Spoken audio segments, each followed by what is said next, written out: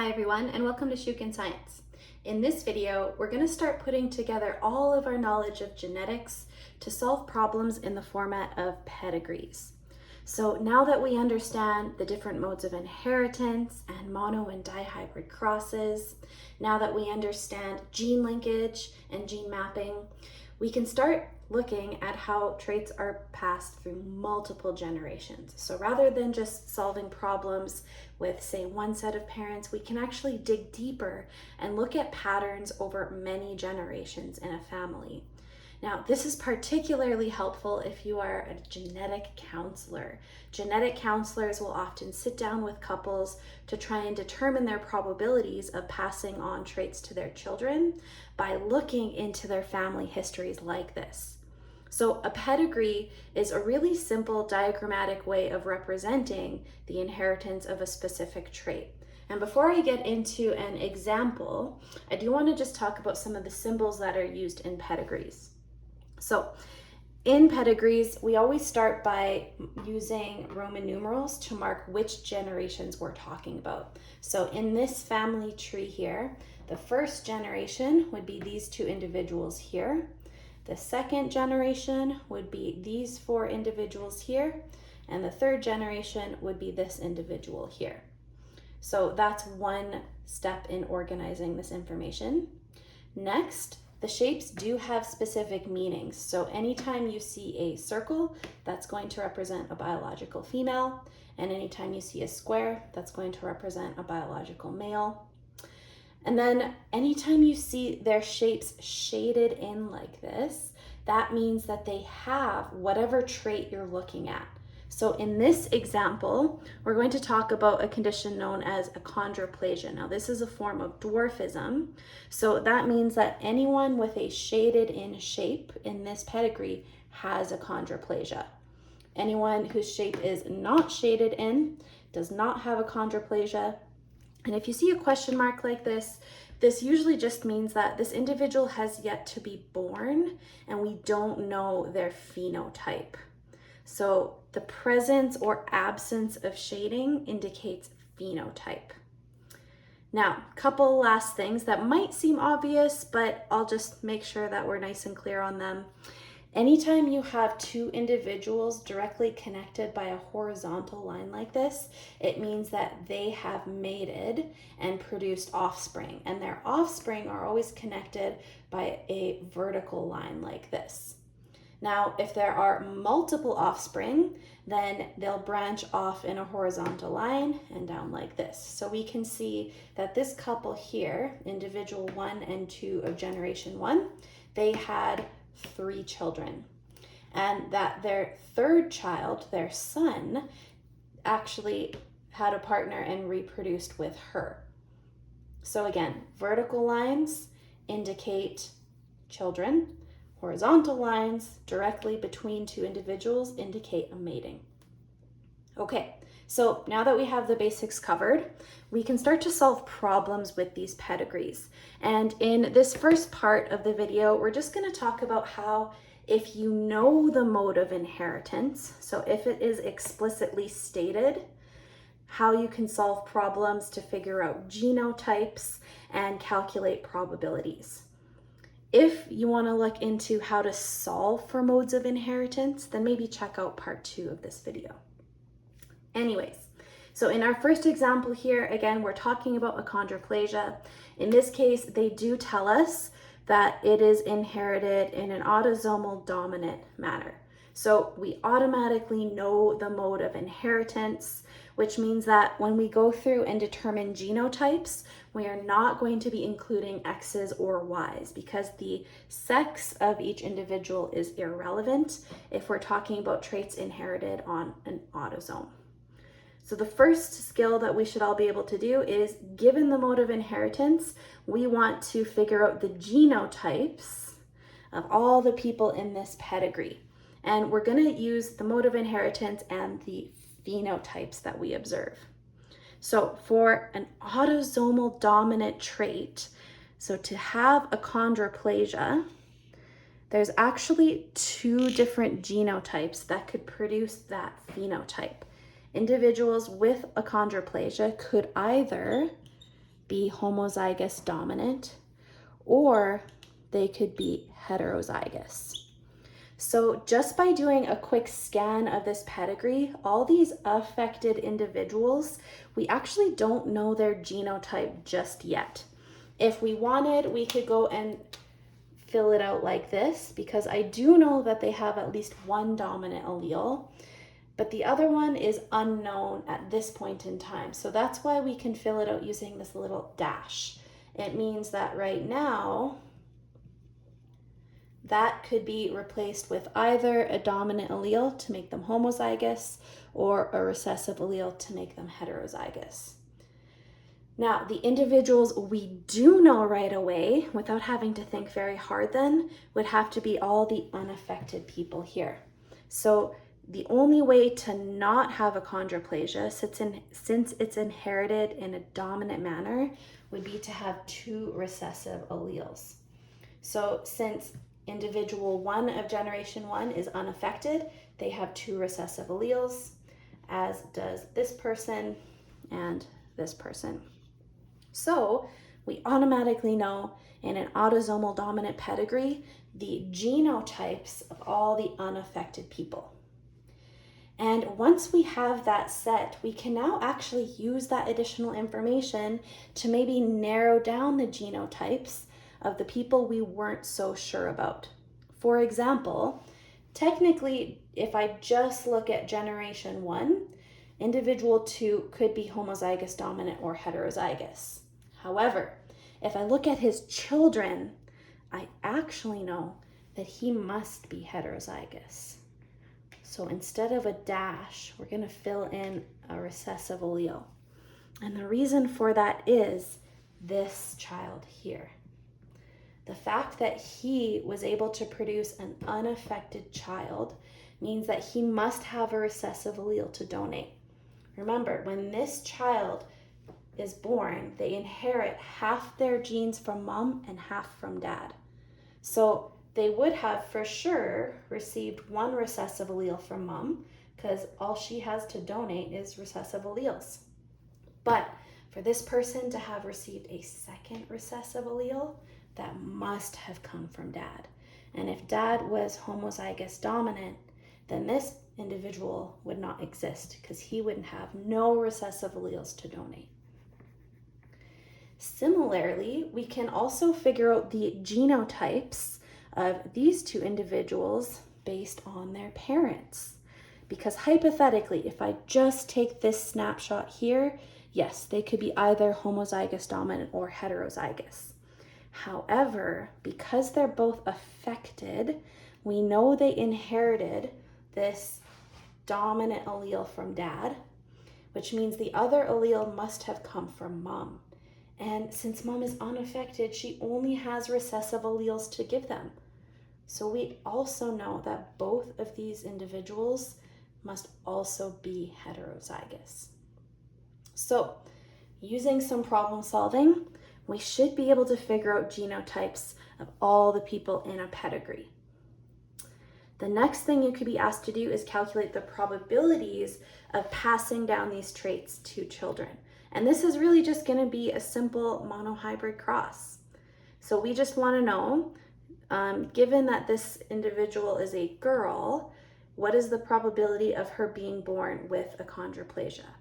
Now, in this circumstance, the sex doesn't matter because this is not a sex-linked trait, but in the future, that would be relevant if we were looking at X-linked recessive or dominant traits. So all we're going to do is a quick Punnett square. We're going to take individual 3's genotype and split them up into their individual alleles. And same thing with individual 4. And then we will bring those alleles together to demonstrate the fertilization process. And now we can assess the geno and phenotypes of their potential offspring to answer the question. These two individuals here do not have a dominant allele, which would encode achondroplasia, so they're out. However, these two do have a dominant allele, and so that means there is a 50% chance that this child here will have achondroplasia. Okay, so in this second example, I've kept the pedigree the same. However, in this case, it's going to represent the transmission of an autosomal recessive condition known as cystic fibrosis. So same pedigree, same pattern as last time, but now just a different mode of inheritance. And we're being asked to solve the same two problems. First, we want to go through and figure out the genotypes of each individual in the pedigree based on this new mode of inheritance. And then next, we want to know the probability of this person here inheriting that trait. So once again, we're going to start by looking at the phenotypes of all of the people involved. And if we're talking this time about an autosomal recessive trait, cystic fibrosis, the only way to have a shaded in shape, the only way to have that trait would be two recessive alleles. So in this case, we automatically know the genotypes of all the affected people without thinking very hard, without doing any real problem solving. As long as I know the mode of inheritance, if it's recessive, any shaded in shape must have two recessive alleles. However, it's in this case, the unshaded shapes, the unaffected people whose genotypes we don't know. Because to not have cystic fibrosis, they could either be homozygous dominant or they could be heterozygous. So for now, if we wanted, we could go through and do the same thing. Put little dashes to indicate we're not quite sure which one they are. However, we should be able to narrow down some of their genotypes based on all of the data provided here. So let's see if that's possible. In our first cross, we can see that they once again have one unaffected child and two affected children. And the fact that they have affected children in this case actually does help us to narrow down the genotype of individual 1 of generation 1. Because again, the only way for these kids to have inherited cystic fibrosis is if they would have received a recessive allele from each parent. So this child obviously would have received one of their recessive alleles from the dad, but this allele must come from mom because half their DNA is from mom and half is from dad.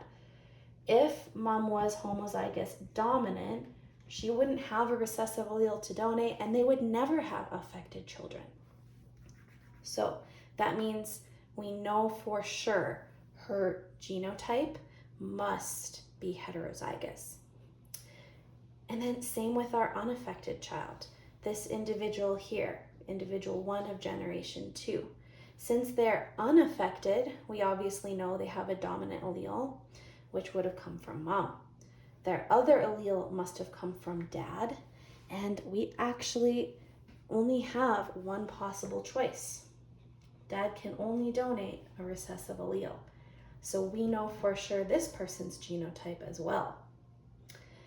The person whose genotype we do not know is individual 4 of generation 2 because she is someone who joined in the family. So it's not like she has data about her relatives to go off of. So anytime we don't know an individual's genotype, we can actually just leave this dash here. That would be correct if asked on a test.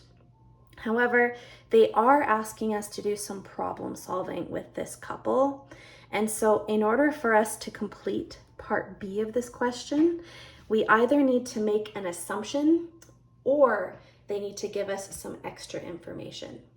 So usually for rare disorders like cystic fibrosis, if we have people joining in the family and there's no information about their family history, we would always assume that they do not carry that rare allele. So in this case, we would make the assumption that she is homozygous dominant. However, usually they don't like to make those assumptions in questions and they'll add extra information in here just so that you can be sure. So they would say something like this: calculate the probability of individual 1 of generation 3 being born with CF if her mother is homozygous.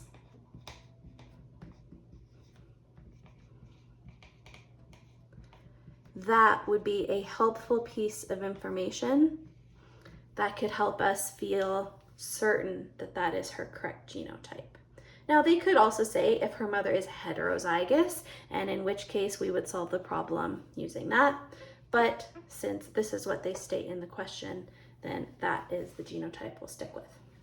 So once again, to answer that question, we are going to take our 2 genotypes and separate them into alleles.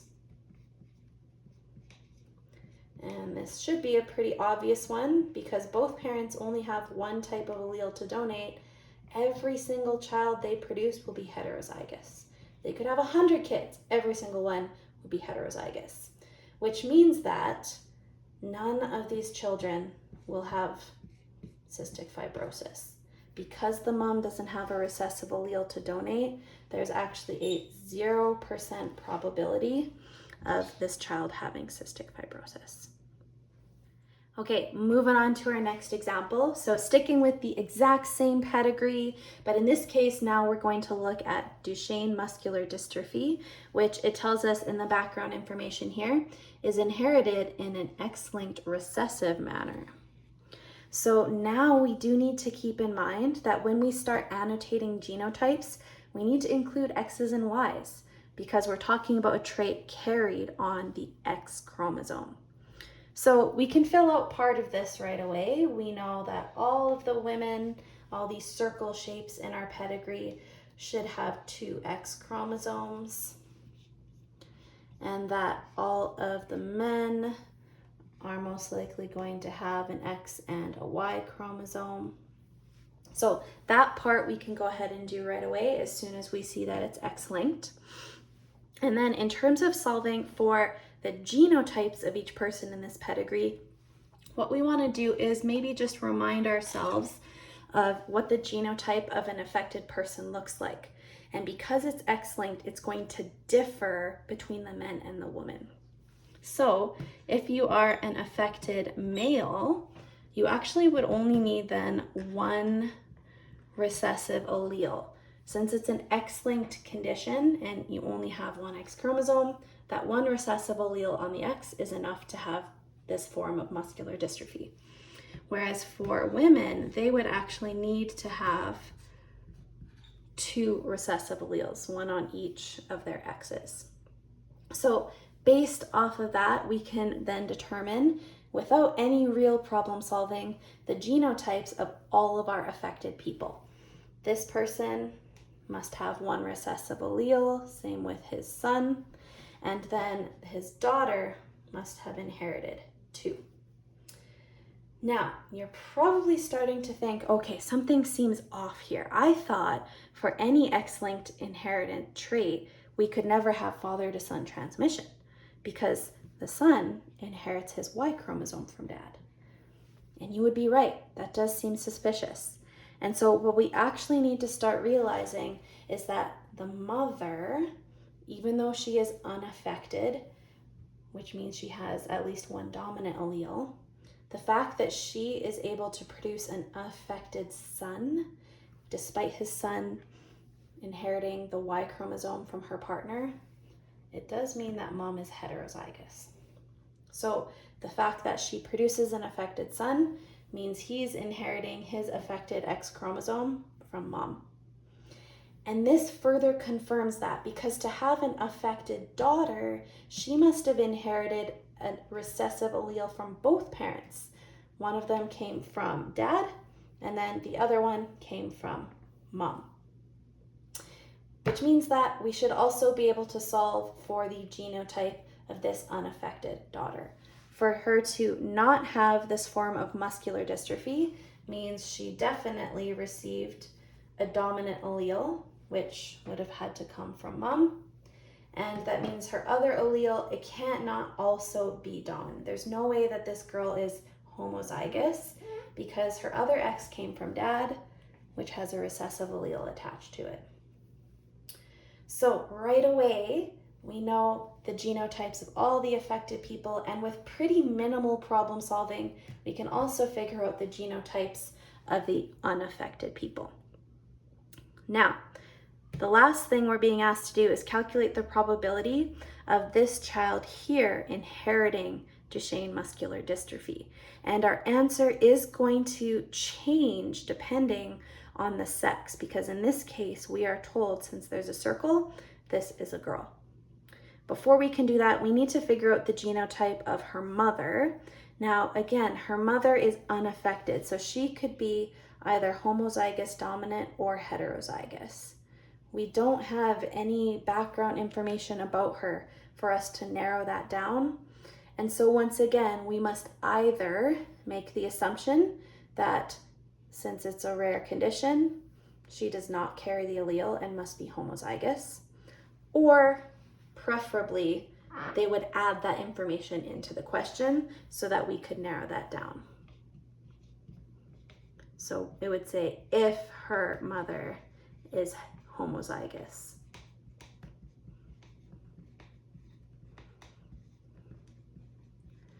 Okay, so either we're going to make that assumption or it's going to give us some extra background info. Either way, now we can go ahead and solve this problem.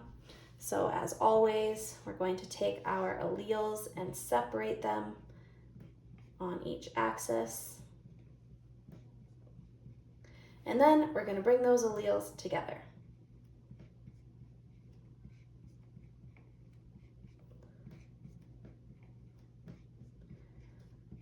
Lastly, we will answer the question that's being asked. We want to know the probability of this daughter having this form of muscular dystrophy. So we're only going to look at the females. And in this case, neither of the outcomes produces an individual with two recessive alleles. So there's actually a 0% probability that their daughter has Duchenne muscular dystrophy. So we could actually go ahead and leave her shape unshaded. Okay, so for our final example in this part of the video, we're now going to look at an X-linked dominant condition. So we're still dealing with the same pedigree. We're still going to go throw in some X's and Y's because we know this is a sex-linked trait once again.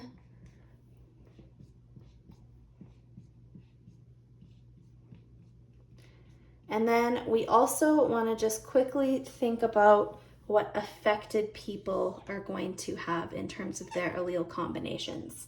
So to be affected by an X-linked dominant trait such as vitamin D resistant rickets, if you're a male, you only have one choice. You have a dominant allele on your X chromosome, and then the Y is just kind of hanging out there. And if you're female, there's actually two options. So to be an affected female with an X-linked dominant trait, you could be either homozygous dominant or you could be heterozygous. So based off of that information, the only affected individuals we know right away are the affected males. So we could go ahead and fill out that part of their genotypes. We know that both of the affected males in this case must have that dominant affected allele. And in terms of our affected female here, we aren't sure at this point whether she's going to be homozygous dominant or whether she'll be heterozygous. So we can just leave her genotype for now as this little dash. And then actually the other genotypes that we can fill out right away are the unaffected people. Because this is a dominant trait, anyone who does not have that trait can't have any dominant alleles. So this person must be recessive, as must this person and this person. Okay, are you noticing anything weird yet? So I've tried to use this same pedigree for all four of my examples without changing anything. However, you're going to realize when you look at this a little bit more closely, I will have to make some changes, because as is, this pedigree is not possible for an X-linked dominant trait. Specifically, this cross here. So we all know that X-linked traits can't be passed from father to son. Well, that's not a big deal for X-linked recessive, because sometimes those traits can be hidden in the mother if she is a heterozygote. In this case, you can't hide a dominant trait. So this boy, individual 3 of generation 2, his Y chromosome came from his dad. So this X, the affected one with the dominant allele, actually must have come from mom, which means mom should actually be a filled-in shape. She must have this form of rickets.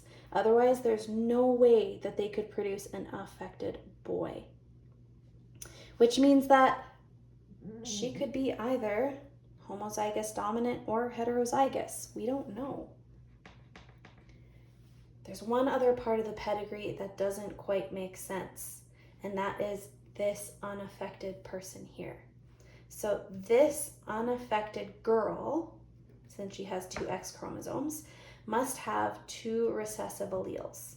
And now, if mom was in fact heterozygous, that wouldn't be a problem. She could inherit one of those recessive alleles from mom. But her other X chromosome comes from dad, and he only has a dominant one to give her. So actually, this person should also have her shape filled in.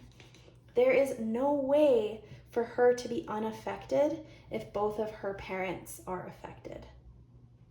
And so her genotype, she is for sure receiving one dominant allele from dad.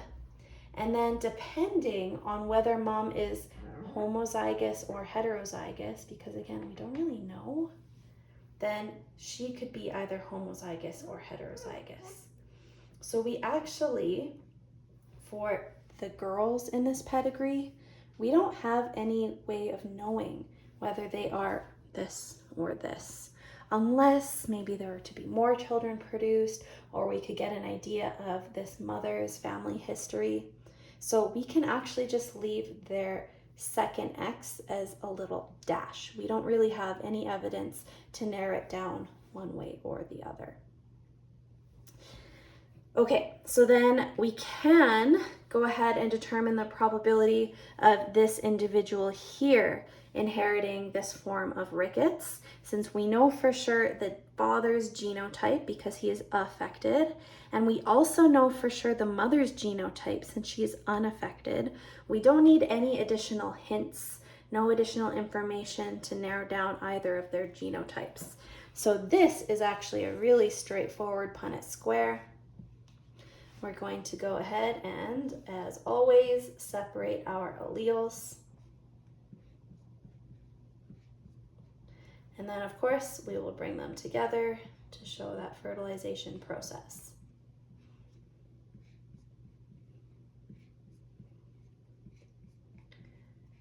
And then lastly, we're going to answer the question. We want to know what's the probability of this girl inheriting this X-linked dominant trait.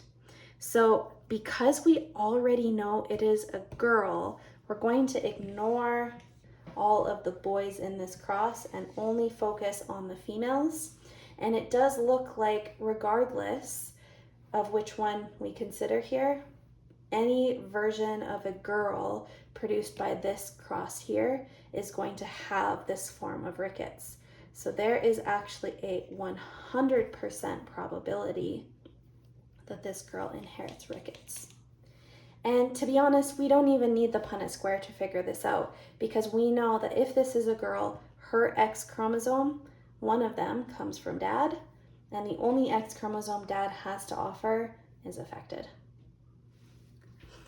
Thanks for sticking around. This is another long one, as tend to be all the genetics ones as we work through more practice. If you would like to check out the second part of this video series, I'm going to go over how to use pedigrees to determine modes of inheritance and then solve problems with that. Thanks, everyone.